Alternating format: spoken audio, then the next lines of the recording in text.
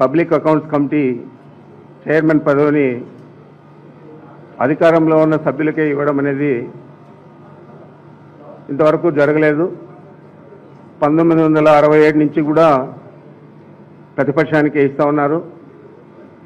అనేక పార్లమెంట్లో కూడా 1950లో జనవరి 26 ఒక అమెండ్మెంట్ జరిగింది.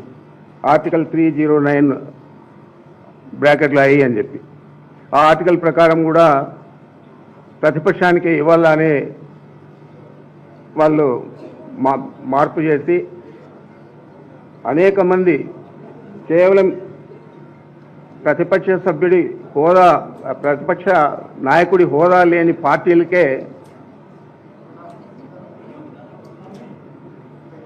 ఈ పిఎస్సి చైర్మన్ పదవిని ఇస్తా వచ్చారు. ఉదాహరణకు బీజేపీకి ఇద్దరు సభ్యులుంటే 1981-82లో శ్రీ సతీష్ అగర్వాల్ అని చెప్పి వారికి ఈ పిఎస్సి చైర్మన్ పదవిని పార్లమెంట్లో ఇవ్వడం జరిగింది. ఈ విధంగా అనేక మంది 20 మంది 30 మంది ఉండే సభ్యులకు కూడా పార్లమెంట్లో ప్రతిపక్ష నాయకుడి హోదా లేని పార్టీలకు కూడా ఈ పిఎస్సి చైర్మన్గా అనేక పర్యాయాలు ఇచ్చారు. మరి ఆ విధంగా చేయడం వల్ల పబ్లిక్ అకౌంట్స్ కమిటీ అంటే ఒక రెస్పాన్సిబుల్గా పనిచేస్తుంది. పనిచేసేదే కాకుండా ప్రభుత్వం ఏదైనా చేసే తప్పిదాలన్నీ కూడా ఎత్తి చూపుతుంది అని చెప్పి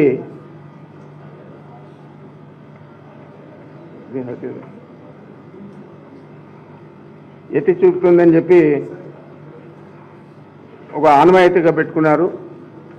ప్రపంచ దేశాలలో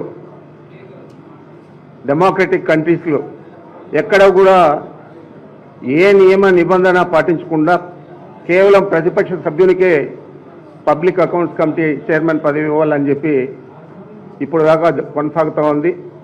మన పక్క దేశాలలో కూడా ఇంక్లూడింగ్ పాకిస్తాన్, అదేవిధంగా ఒక ఆఫ్ఘనిస్తాన్లో మాత్రం తాలిబాన్లు వచ్చిన తర్వాత అక్కడ పిఎస్సిని తీసేయడం జరిగింది. మరి ఈ పిఎస్సి ఉండడం వల్ల చాలా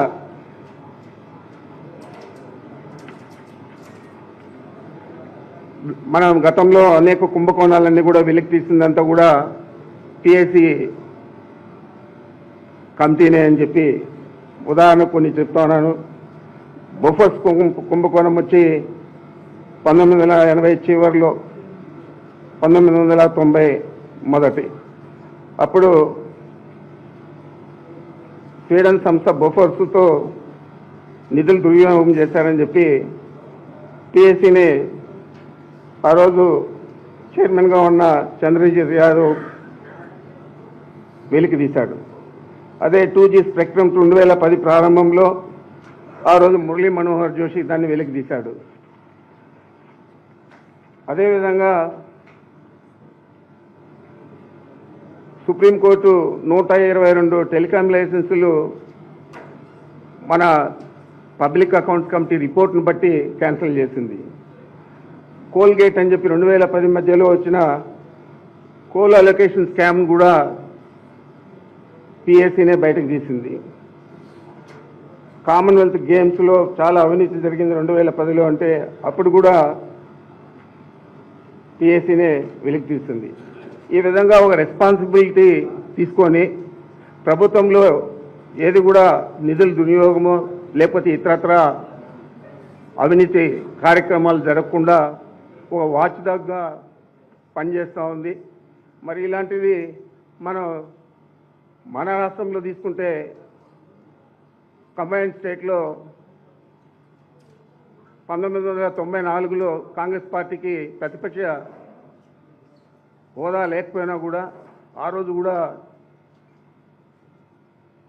పిఎస్సి చైర్మన్ పదవి అప్పుడు శాసనసభ్యురాలుగా ఉన్న గీతారెడ్డికి ఇవ్వడం జరిగింది.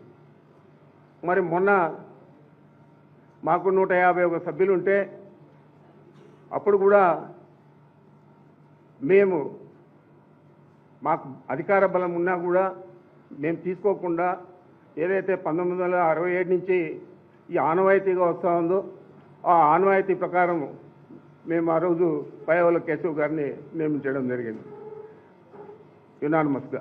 మరి ఈ విధంగా ఒక ఆనవాయితీ ప్రకారం వచ్చేదాన్నంతా కూడా తప్పుదోవ పట్టించి ఈరోజు పిఎస్సి చైర్మన్ పదవి అధికారంలో ఉండే వాళ్ళే తీసుకుంటే దానికి ఏం న్యాయం జరుగుతుందని చెప్పి నేను అడుగుతా ఉన్నాను.